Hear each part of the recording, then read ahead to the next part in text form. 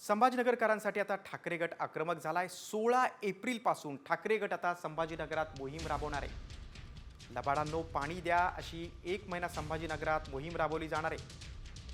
त्यानंतर 13 ते 15 मे दरम्यान संभाजीनगरकरांच्या पाण्यासाठी उद्धव ठाकरे स्वतः मोर्चा काढणार आहेत।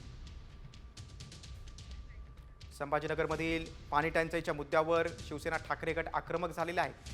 16 एप्रिल पासून ठाकरे गटाची संभाजीनगरात मोहीम असणार आहे। आपण अधिक माहिती घेऊ। आमचे प्रतिनिधी माधव सावरगावे फोनद्वारे आपल्याशी जोडले गेलेले आहेत। माधव, आपण बघतोय की ठाकरे गट पाणी टंचाईच्या मुद्द्यावर आक्रमक झालेला आहे, अधिक काय माहिती? गिरीश, गेल्या 20 वर्षांपासून छत्रपती संभाजीनगर शहरामध्ये पिण्याच्या पाण्याचा प्रश्न गंभीर आहे।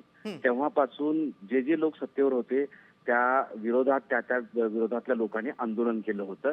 आता तीच परिस्थिती झाली। गेल्या 15-20 वर्षामध्ये ज्या महानगरपालिकेमध्ये शिवसेनेनं सत्ता उपभोगली त्या शिंदे गटाचे सरकार आल्यानंतर त्याच्या विरोधात उद्धव ठाकरे गटाने आता आक्रमक भूमिका घेतली आहे।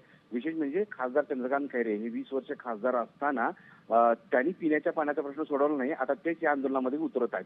विशेष म्हणजे आता 1 महिना, तब्बल 1 महिना छत्रपती संभाजीनगर शहरामध्ये शिवसेना उद्धव ठाकरे गटाचे हे आंदोलन असणार आहे।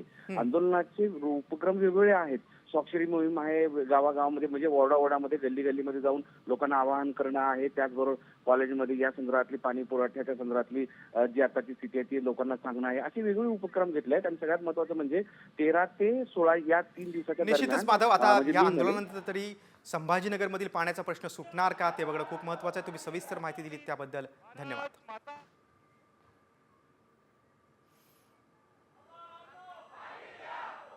शिवसेना ठाकरे गट संभाजीनगरमधील पाणी द्या, पाणी द्या।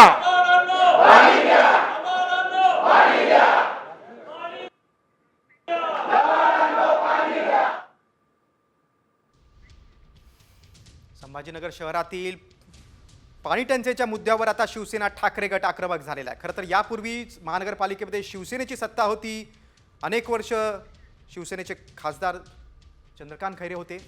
मात्र असं असताना तेव्हा पाण्याचा प्रश्न सुटला नाही आणि आता ठाकरे गट पाण्यासाठी आंदोलन करणार।